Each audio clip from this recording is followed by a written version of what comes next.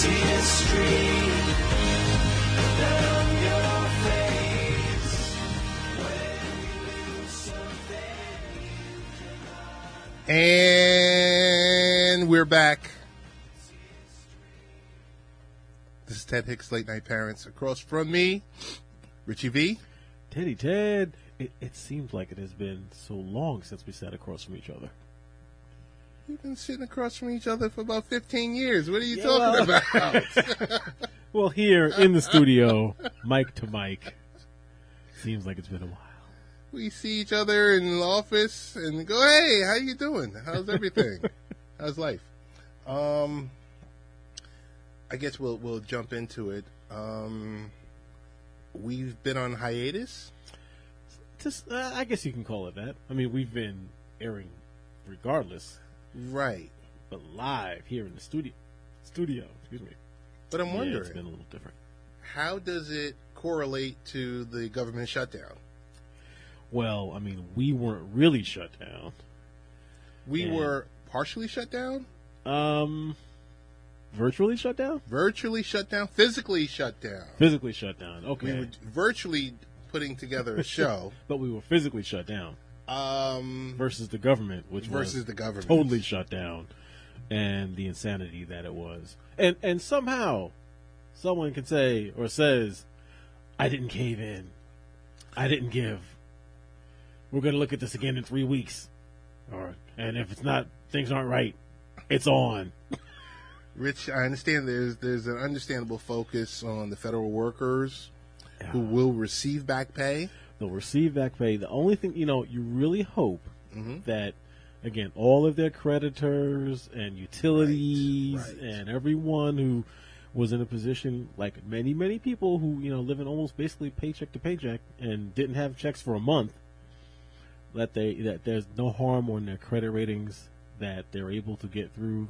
They understand, and they get paid, and don't tax them on that super big check amount. Tax them on their regular amount, and let them get caught up, get things going again. Because it's just crazy that we had what we had to go through there. The contractors won't get paid, Rich. But did the contractors work? Well, per se, I don't think they worked.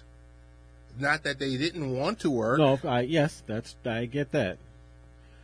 But however, beyond those groups and scores of people whose lives have been changed for the worse during those 35 days, seemingly for nothing. Yes. And Rich, I'm talking about the waiters at the restaurants who had their hours cut back because federal workers weren't coming in for lunch. Stopped rolling in for breakfast, lunch, and dinner. Yeah, there's a cascade effect. There's a trickle-down, a true trickle-down effect here. I mean, we always talked about trickle-up and trickle-down economy and whatever. Hey, this is an example of it. It's not only those who were immediately affected, but it's all those down the line, down the chain.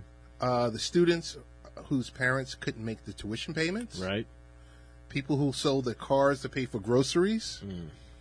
And I always and I've mentioned on previous podcasts that the divorced mom who needs to take care of her kids and run her household, but guess what? Her furloughed partner is unable to provide anything. Right. You can't garnish what wasn't being given. Right. The shutdown has impacted people in ways that can never fully be repaired. I think that what this will do, though, for many, many people is make them realize, just how on the edge everyone is living, or so many are living. Maybe in some cases, some will, take that step and save a little bit more. Right. Just because, it's a good thing to do. This is not saying anything bad about anyone at all. Don't get me wrong.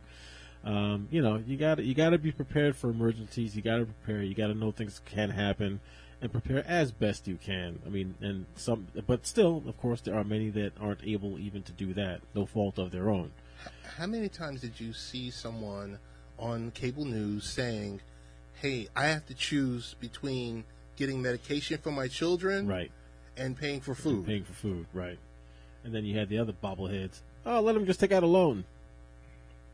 Or asking, why are they even at food banks? Right. I have no idea. Or just tell the grocery stores, just float them the the credit. Right. The grocery store does have to pay for the food to be delivered to them. So, again, it all flows downhill. That just shows you the disassociation from some people with reality, or with their constituents, or with the American people. Totally. Very shortly, we're going to have our featured guest of the night, Chris Wassel. He should be in the queue in the next 5 minutes or so. It's just, this is totally a rough situation for all.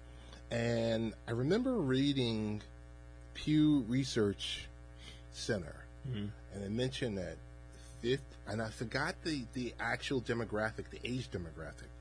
It said 58% of Americans have less than $500 in their bank account. Right. So when we see situations like this that played out, right, and that 1% is saying, "Oh, well, you should just do this," right, or "You should just do that," because they have no idea how people are really living. They have no idea. And how many times, and I think you just said it, how many times we've said people are living, they're one check away. Right. A lot of people are. And it's not a bad, again, not a negative statement on their behalf. It's just how life is these days. That's how expensive things are. I mean, do you make that decision to say, all right, well, I guess we won't take the vacation because I'll have to try and save an extra, call it something small, $500 right, for the year to right, save, whatever it may be. People make those decisions, and you have to. But it's rough. It's still some. Can't even do that. I mean, because, we're blessed, but you have a lot of people that are out there, their mortgage is mortgaged to the hilt. Right, right. So they're taking two separate, payments, potentially with, two households or more, and putting the money together to make sure that payment is made, making sure that kids are in school. Yep. And doing the right things. Yep, absolutely. And these are the people that are punished. Right. Over these, BS politics. Right. And that's what it totally is. And, what are we going to do in 3 weeks?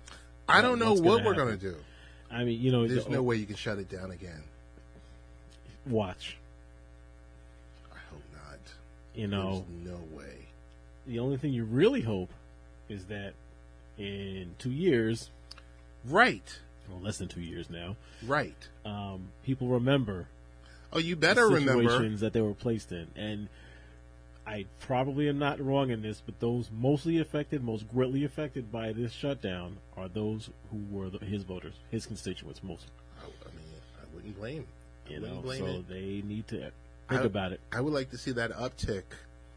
So if there's 330, 340 million people right, in the United States, and 120 only vote, right, I would hope we get a slightly larger number this time around, a little bigger. Yes, let's. I'm not saying 10 million or anything like that. But why not?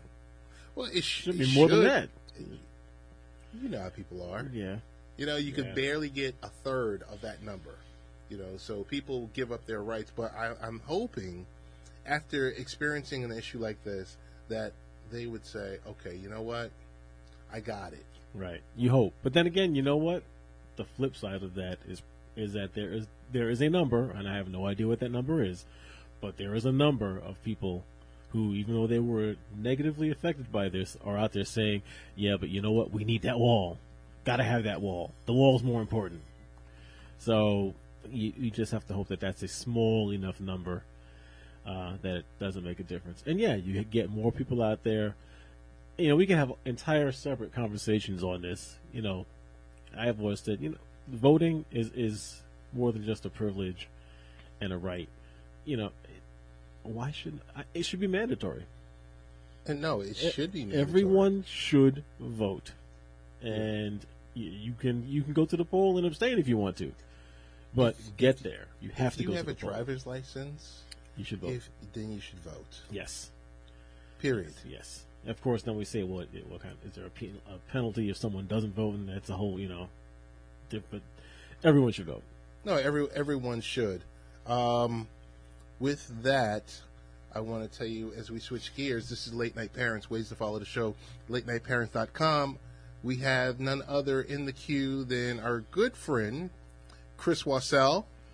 He can be followed on Twitter at Chris Wassel. That's ChrisWassel DFS. Don't follow the other Chris Wassel. Chris, how you doing, buddy? I'm doing very good, Ted. How you doing this evening? Pretty good, pretty good. Hey, Chris, welcome to the show. Always good to feel welcome. Yes, yes. We got Rich is across from me in the studio. Chris, I mean, it's been a while. It's been a while since we've talked. But I tell you, when it comes to hockey knowledge, I thought of one person because I thought it was apropos, with it being All-Star Weekend, that we talk about the business of hockey. You know, we got rising attendance levels, TV ratings. Everyone's always talking about ratings. Revenue has come to a new set of challenges for hockey stakeholders. So we thought we would reach out to you to talk about hockey fandom and more. So we'll jump right in it. What are the biggest challenges facing the business of professional hockey today? I guess the biggest dynamic always is with the NHL, since it's viewed as the little brother of the four major sports at times, is finding its own sort of niche in the market. And it's always been an issue, and it's always something that's kind of just meandered around. But quietly and steadily, the NHL has managed to get revenues up past $5 billion this year, wow, which is not bad. I mean, no, it's not. You look over the last couple years and you figure you had an 8% rise last year, and you have what's projected to be about an 8.2% rise this year. And you have a product that's actually growing at a rate that is slightly higher than the NFL. Now, the NFL is a big, giant juggernaut. It doesn't, they generate over $14 billion of revenue last year. I mean, so their increase of $900 million comes out to about 7% and change. Okay. So there is an economies of scale. I mean, look, are they doing as well as they could be? No. I mean, there's problems. Look, the elephant in the room always is going to be, will there be a fourth lockout under Gary Bettman? And I don't want to say I'm optimistic that there won't be, but it seems like we're talking at an earlier stage than the last three times. So there is some hope. That would be the one major issue that could derail this whole thing. All right. So, talking about revenue and talking about the teams, I mean, as any sport, the money comes in from the fans. But if you're going to be a hockey fan and you don't want to break the bank to enjoy the sport, I mean, what tips, if any, do you have on how someone can, get with the sport but not go broke? Let's see. If you want tickets to a game, well, don't expect to go for the $100 and $200 and $300 seats. It's okay for the most part to go on to sites like StubHub and mostly reputable ticket sites. Take in a game in the upper levels first. That's always my tip to anybody. You save a little bit of money. Look for the corner seats that will save you money. I mean, for example, great example, Section 116 at Prudential Center. Basically, row 12 and up, and you probably pay less than $30. Oh, okay. Now, there's certain price structures as far as seating, guys, that literally benefit the consumer, and they don't even know about it. You go down 2 rows, that $28 ticket becomes a $52 ticket. Right. It's just one of those dynamics, and you're honestly getting about the same enjoyment as far as seat quality. As far as equipment, 5 years ago, it was you're going to pay through the nose for everything. You'd have to go to your local sports shop, pay an exorbitant amount of money for equipment. Though it's still expensive these days, you can go to there's so many places. there's a nice place in Woodbridge. Name, of course, always flips to the tip of my tongue. Now that Sports Authority is gone, unfortunately, but you can go to any number of wholesale places now and get your hockey equipment much cheaper. I go to Woodbridge personally, and for this reason. Well, I have always found that when, doing sports gear shopping for my sons when they were playing the various sports that they played, it always was much more economical, whenever possible, to go to the large stores like your Dick's, like you said, Sports Authority, Modell's, and that's just to name a few of them, than going to the specialty stores that go around those sports, because they always do charge a premium, so that makes good sense. And along those lines, talking about gear, both for the casual player and for the teams themselves and the professional players. I mean, we always hear about issues. We've heard many issues, especially we'll say around the NFL, since we've mentioned the NFL in reference. Concussions, injuries, major factors for the NFL. How does the NHL compare to some of the other major league sports as far as how they try to guarantee the safety and health of their players for both short term and long term? See, that's another one of those just unfortunate major issues with the league. For the lack of a better term, the league hasn't really linked CTE or any kind of concussion syndrome to an actual rise in the amount of concussions, unfortunately, and that does cause a problem with fans and such. So there is a little bit of a disconnect there. They are trying, thanks to former players like Daniel Carcillo. There are outreaches and programs now that did not exist even 3 to 5 years ago. But there's a long way to go. That's the problem. Right. We're so behind as far as this. And look, anyone that suffers from concussions, I mean, I do myself every so often. I didn't get to that level of, the NHL, but I played semi-pro, so I know what it's like to get hit by some 6'7", 250-pound defenseman upside the head. It does not feel good. So I can only imagine at the speed at which these players are getting hit and the problems that they're developing later, at least a decent percentage of them. And that's the problem. It's a significant percentage still. There's players that don't even know, unfortunately, that they have a problem until it's too late. Right. And that's why you see the issues with the concussion lawsuit going through the league. Players don't want to settle, and it's their right not to want to settle. The case that came up aside from it is, of course, the Mike Pelusa case with the New Jersey Devils. And that's one to keep an eye on, because that could be what shifts the tide here as far as the NHL and their stance on concussions. Because for all intents and purposes, Mike Pelusa has a pretty damning case against the Devils, and more particularly Lou Lamoriello. Yes, Lou changed his ways a lot after this, but again, it took this case for him to change, and to change what he was doing as far as what he did with the Devils. And Bryce Salvador is a great example of it, how he handled Bryce Salvador's numerous concussion issues. And it's something to be commended, but at the same time, guys, there is so much more that needs to be done as far as this issue. We're talking with Chris Wassel. He's a great follow on Twitter. You can follow his writings and the latest news about the NHL by going to Twitter and typing in Chris Wassel DFS. Chris, there's two different, when I think of the NHL, there's two different worlds that are going on. The NHL within the U.S.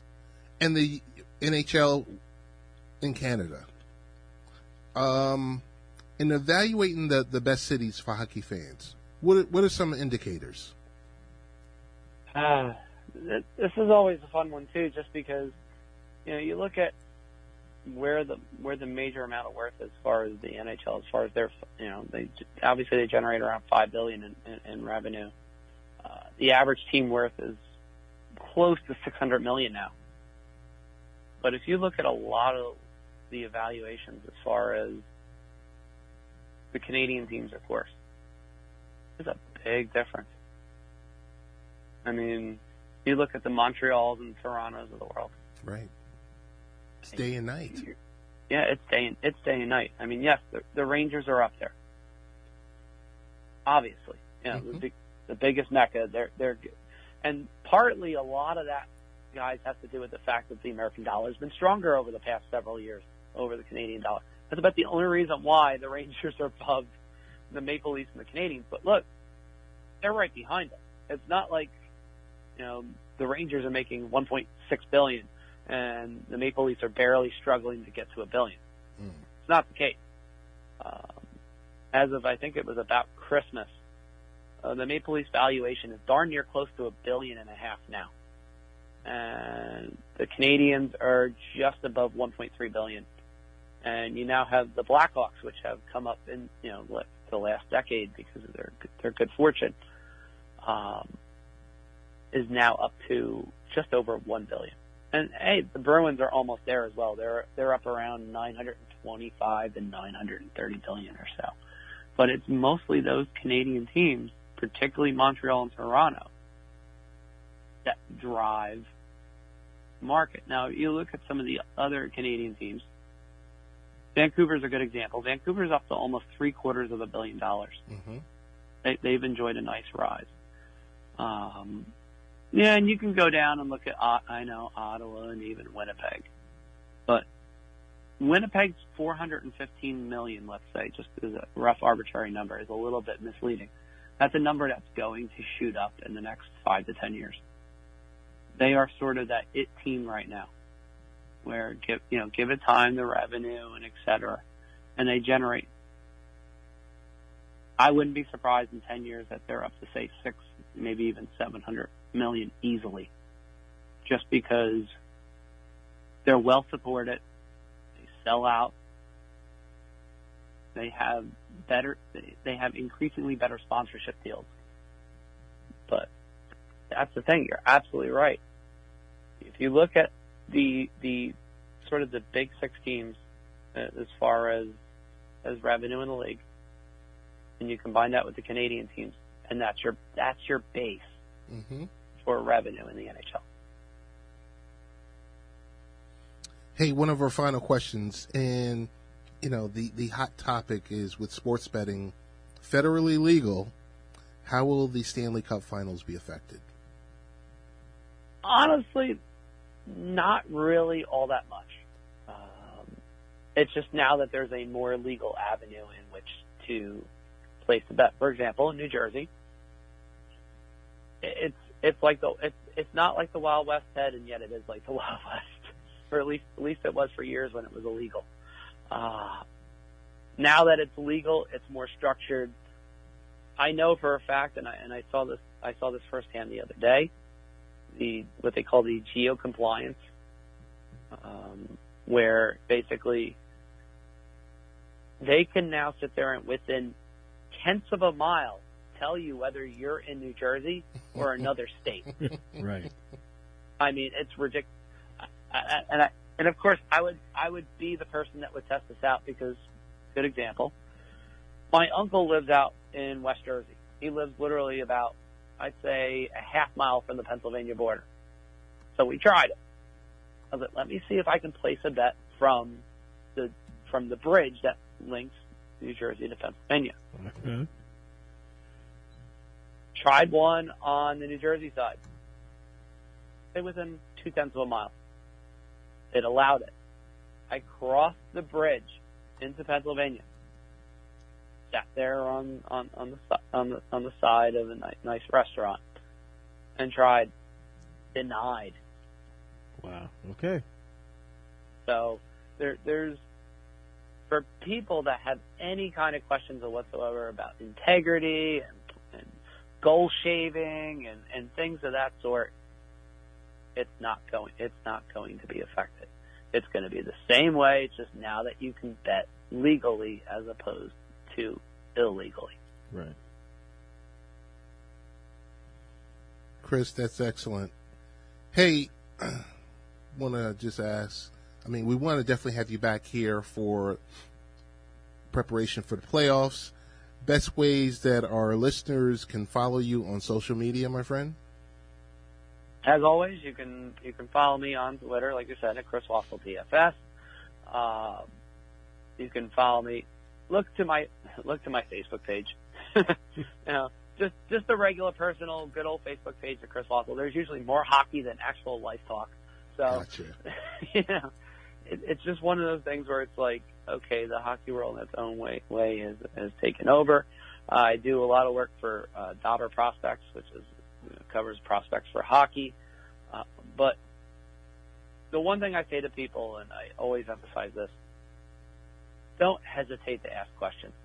There really is no such thing as a stupid question, unless if you ask me if I'm ever going to become a Ranger fan in my lifetime. The answer is no. It's never going to happen. Sorry, it's one of those things. I dated one, it didn't work well. I mean, it was ugly. All joking aside, I always tell people, just ask. I get paid to do what I do, and I consider it a privilege because not everybody can do what I do, and it's one of those things where it takes a lot of patience and a lot of perseverance. Not easy, not for everybody.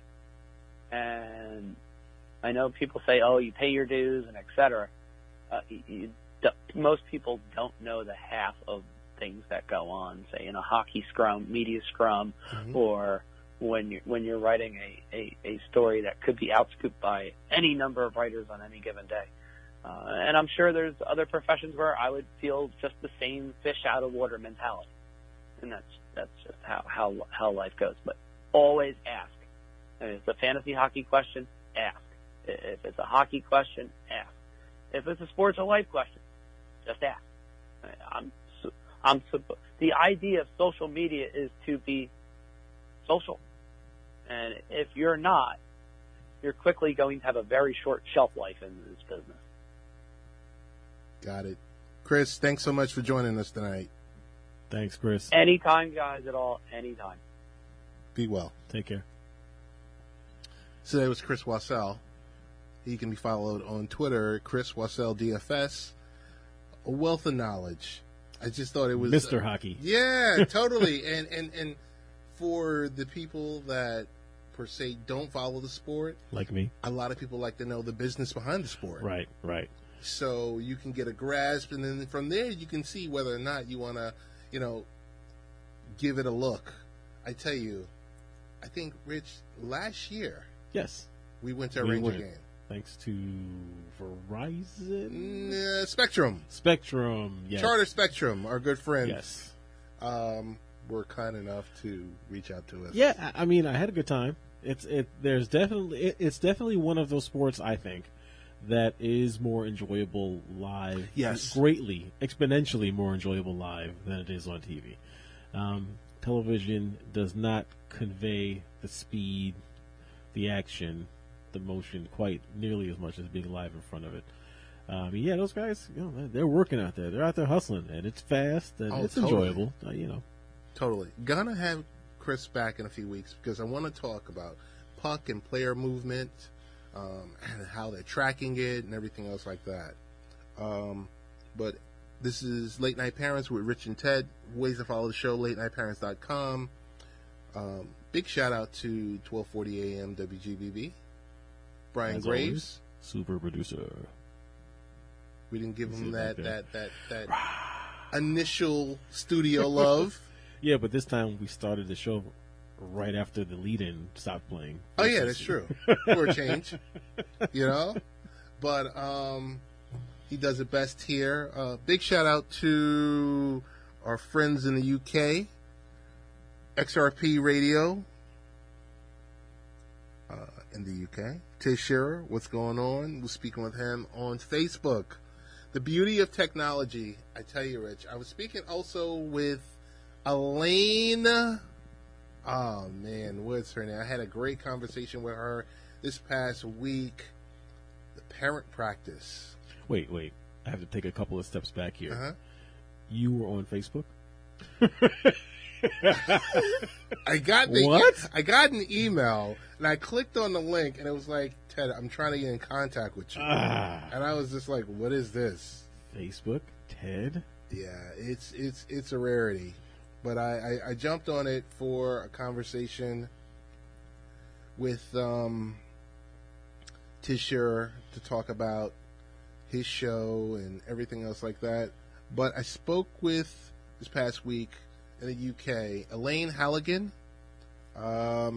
Did, I would say, like a 45, 50-minute interview with her. Oh, nice. Oh, my goodness. She's the author of My Child's Different.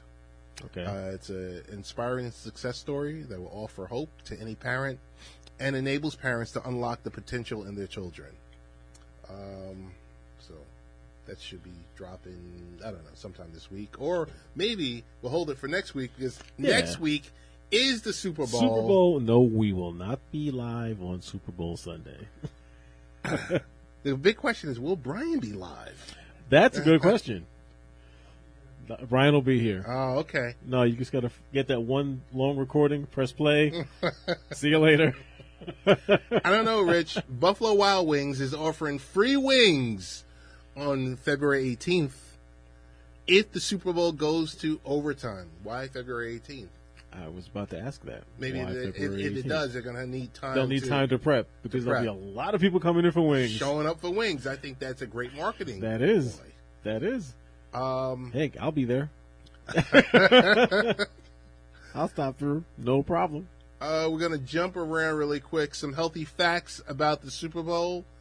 A post that was written in 2012.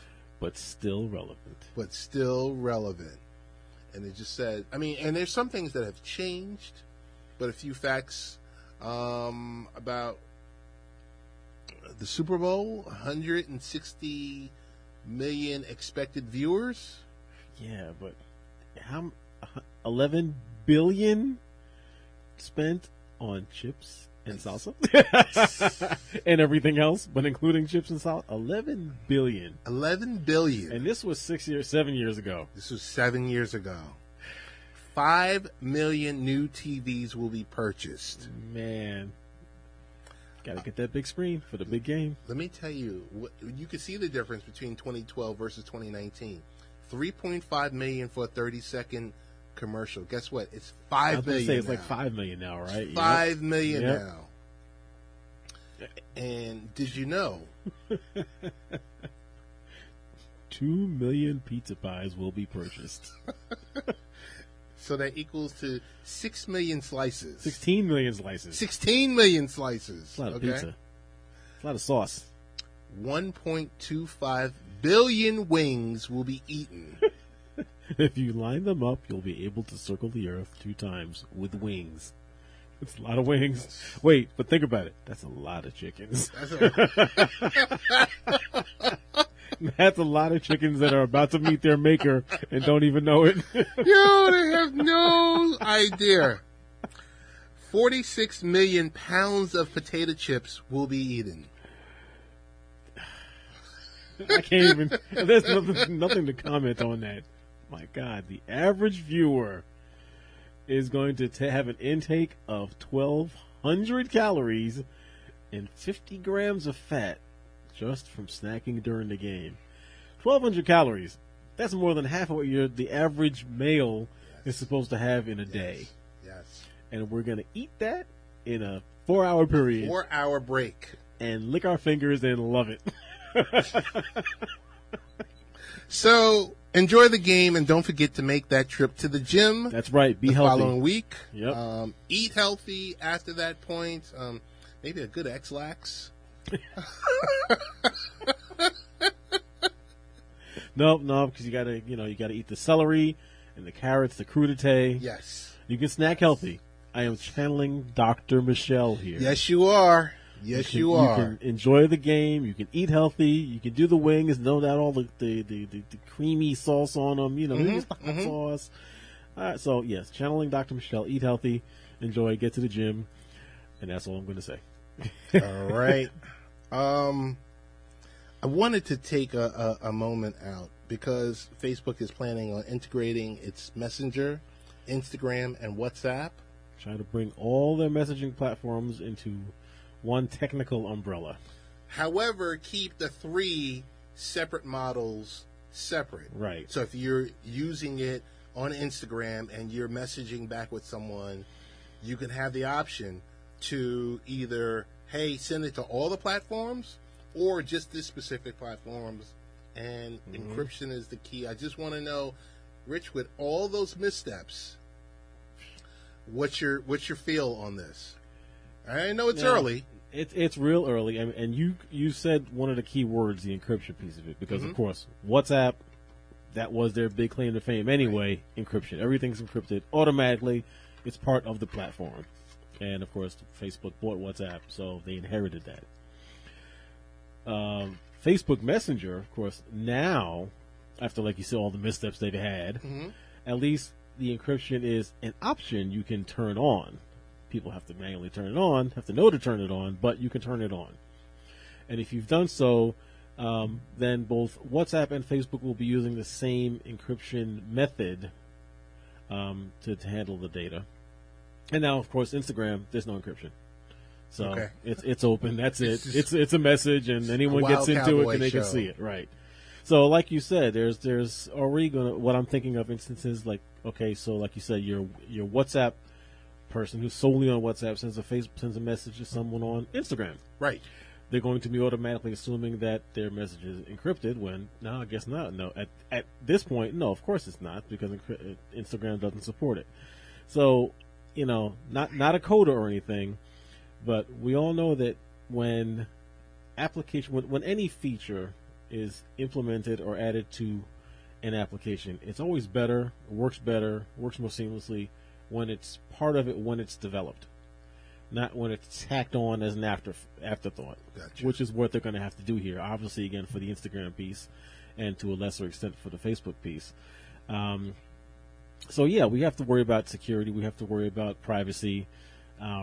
At what point do they say, will they ever decide at one point to say, all right, let's just replace it with one all-encompassing messaging app, and that's it? Maybe that's technically that would probably be easier. But then, of course, they lose the identities of their different apps. And again, because that's all WhatsApp does. Right. I don't know. It's going to be interesting. There are a lot of people saying, there are some that are saying, this could end up being more harm than good, because, like you also again hinted at, Facebook and privacy haven't seemed to have gotten it right many times, if at all, as of yet. And now we're just going to be incorporating more and more across platforms. Only time will tell. I heard initial go live date is 2020. Yeah, they wanted the end of 19, early 2020 is what they were saying. Okay. What they would like to do. Well, it gives their development team, their security team, their infrastructure teams, hopefully it gives them enough time to put this solution in place. Let's see. Now, I've never been a big WhatsApp user. I had to use it in regards with a support case. Okay. Someone had questions about WhatsApp, and I had to install it to say, what the heck are you talking about? Right. Right. And I've used it, I'm going to say, more than 5, but less than 20 times total. I've used it less than 10. Okay. Same deal. And it was for a request also, assisting someone. How do I do this? And I was like, I don't know. Let me install it. Let me find out. And someone else was using it, so I did a little communications with them.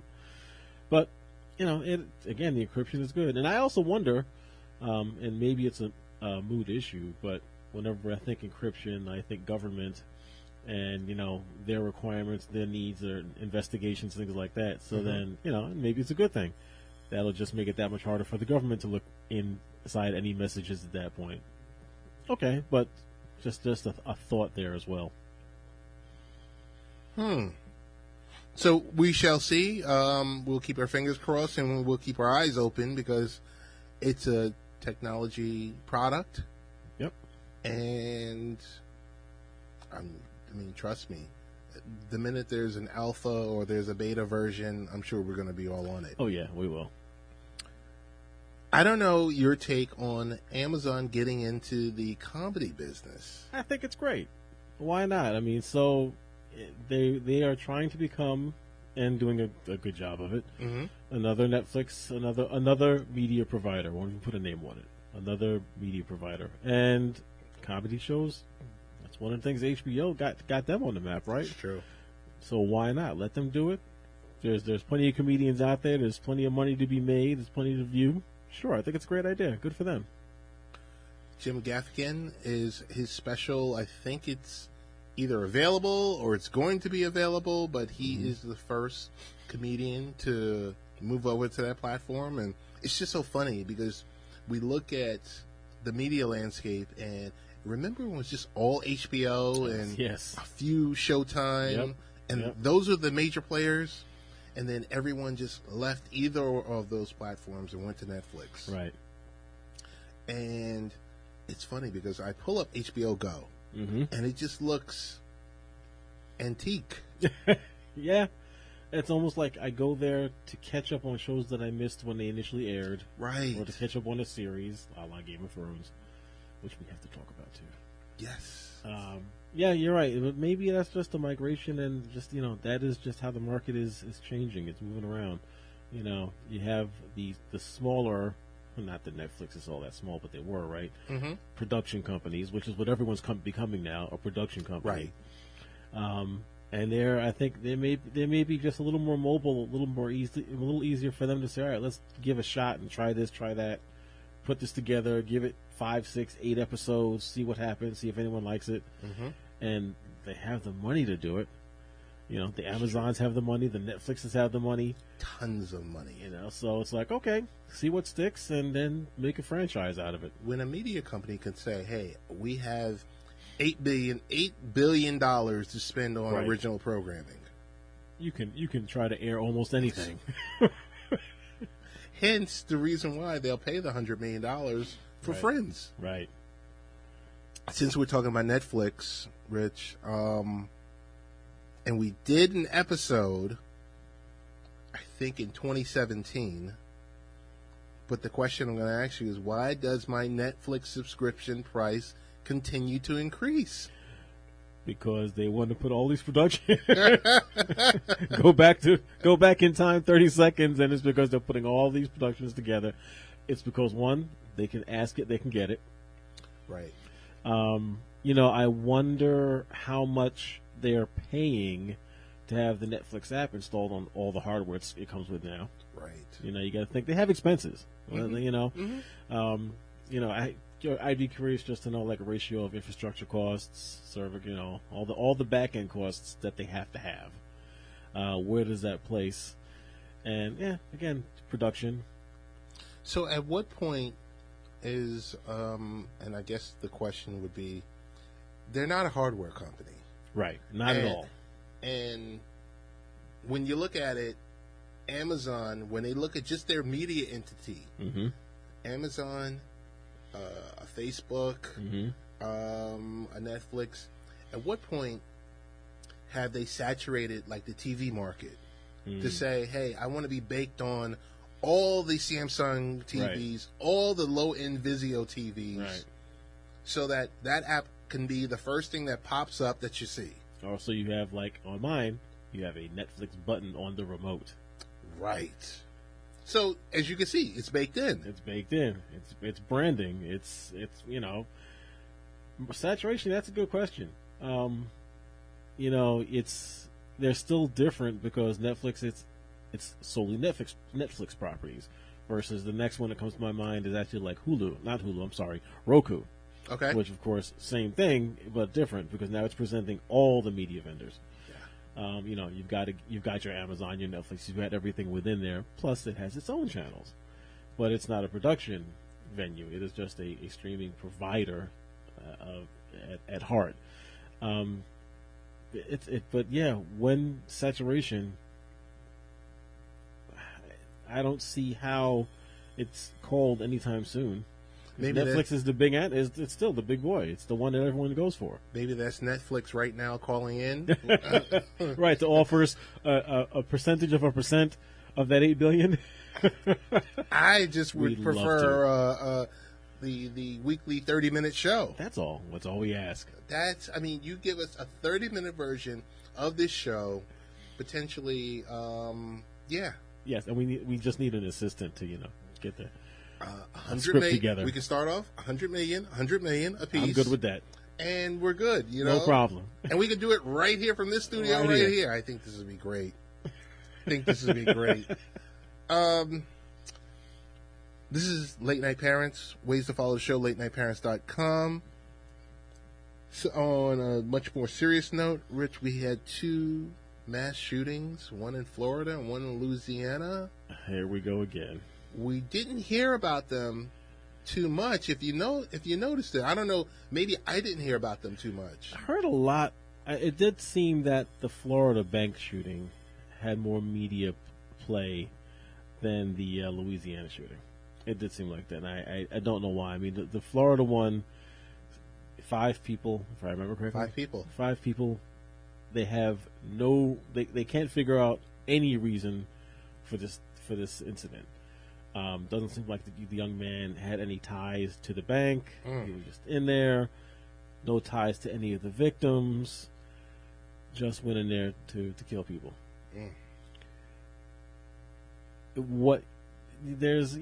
Unfortunately, it's society, it's people. You can neither legislate evil out, you can't enforce evil out. Things are going to happen, but right.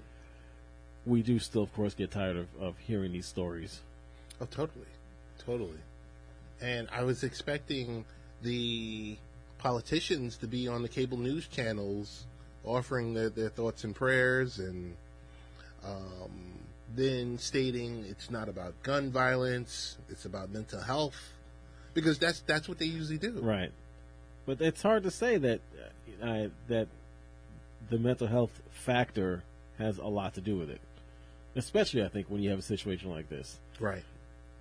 No reason to enter the bank and do what he did. I believe on the case of the young man in Louisiana, there was family. So at least, not that it makes it any better. Please don't get me wrong, anyone. But there's you understand, you can see a relationship when it's family, when someone decides to go off the hilt with a heinous act. You can just rationalize it a hair better, because at least they knew the person, versus walking up to a total stranger and doing anything. But either way, it's just horrible. It is horrible, and I can tell you, you got 10 lives lost. Right. These people aren't coming back. Right. And you turned from cable news station to cable news station, and they were just engulfed in the lockout talk. And that's the big news. It's like you see it on the Chiron down below. Right. That these people were killed, or in Florida, or this happened in Louisiana, and there's no actual mention of it. No, or the picture-in-picture in the lower right corner. That's about it. They had that playing as well, and it did go kind of quietly. Very sad. Very sad. Of course, condolences to those families, to all of the affected families. Oh, totally. I guess the last topic, I don't want to get anyone all riled up or anything like that. What's coming? But here comes the grenade. It's kind of like, remember being a young boy? I know I didn't know how to swim. Right. And there were a couple of options. Sink or swim. And it just, I'm at the deep end of the pool, and they tossed me in. So yep, I'm like, Dad said, all right, you can learn to swim now. There you go. Heave ho. Splash. Those little Ted flailing. Like, oh my God. Oh my God. But, And we really don't have a lot of time to talk about the professional liar,